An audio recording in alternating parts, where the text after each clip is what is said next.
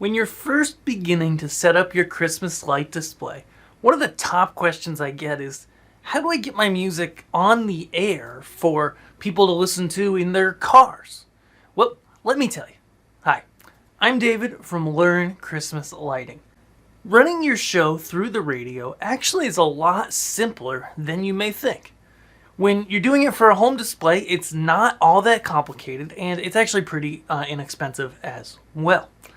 And so let's review what we've talked about so far in this playlist. You can check out the full playlist here on YouTube on how to get started with an awesome musical Christmas light display on your house, okay? So we've already talked about having sequencing software and a way to play back your music and your show on your lights, okay? Now, that could be a computer playing it back, it could be a mini computer like a Raspberry Pi, etc. Once it's playing, how do we get the music to play, and most importantly, how do we make it sound good throughout our neighborhood? Well, it's actually really simple. So what we're looking for here is that the device we're playing our display off of, the device we're playing our show off of, whether it's a little Raspberry Pi microcomputer like this, a laptop, a desktop computer, whatever, it's going to have a headphone jack, okay? And this is the simplest way to get the sound out of this device.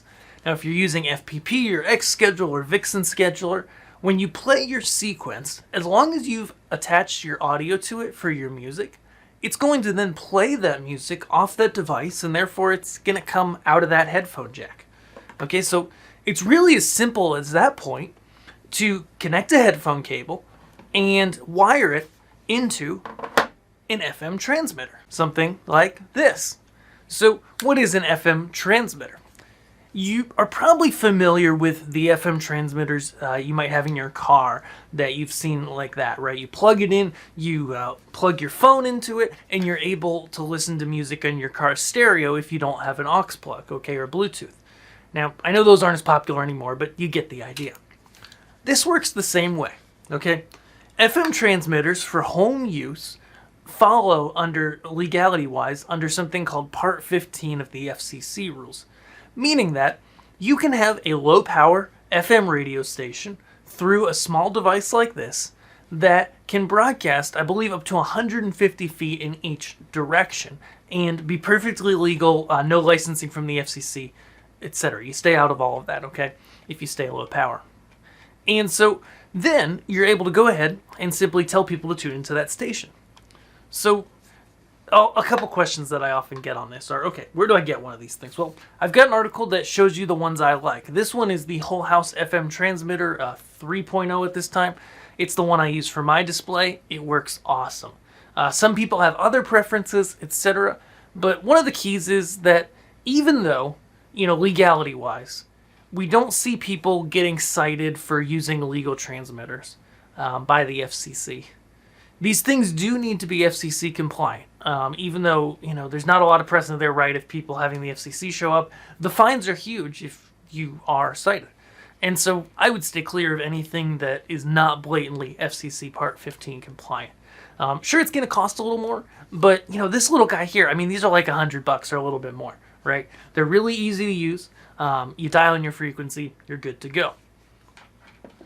So I just said we dial in our frequency. Now, when we're using an FM transmitter, how do you find the right frequency for your display? It's actually really simple.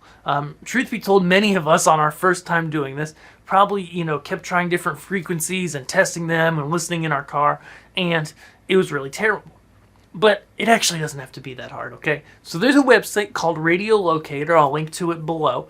And Radio Locator allows you to search for the most vacant radio space in your area.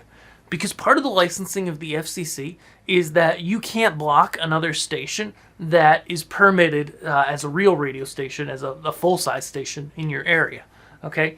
Not only is it illegal under the rules, but also if you try to broadcast on the same station as something else in your area, it's not going to work well. It's going to work actually really terribly.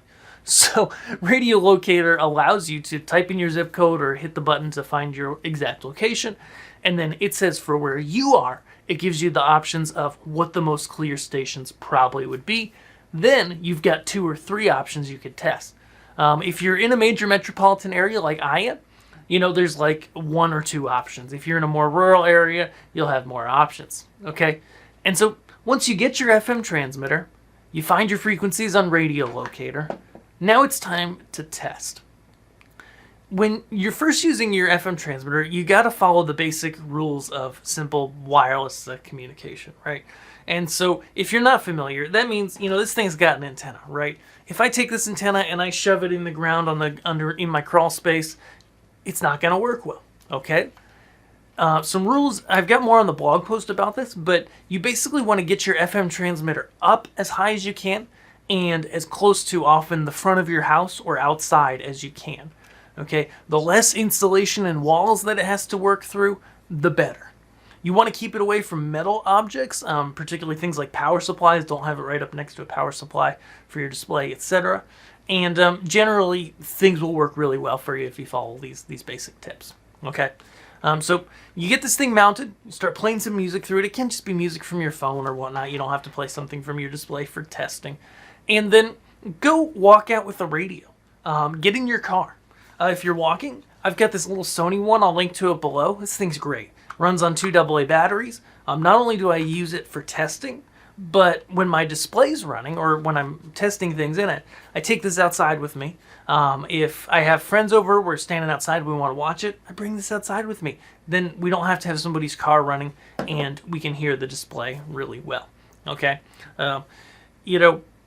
Having an FM transmitter actually is not that complicated, and it brings a whole new level of awesomeness to your display. Plus, it is just the simplest way to get the music heard. So if you enjoyed this video, be sure to subscribe here. And if you're new to Christmas lighting, if this is your first year doing something like this, then hop over to learnchristmaslighting.com. I've got a free guide. It's going to help you get started. It's the things I wish I knew before I started with this hobby. These things will save you time, save you frustration, and ultimately save you money. And that's what we're all about. So have a great day. We'll see you in the next video here on Learn Christmas Lighting. Thanks.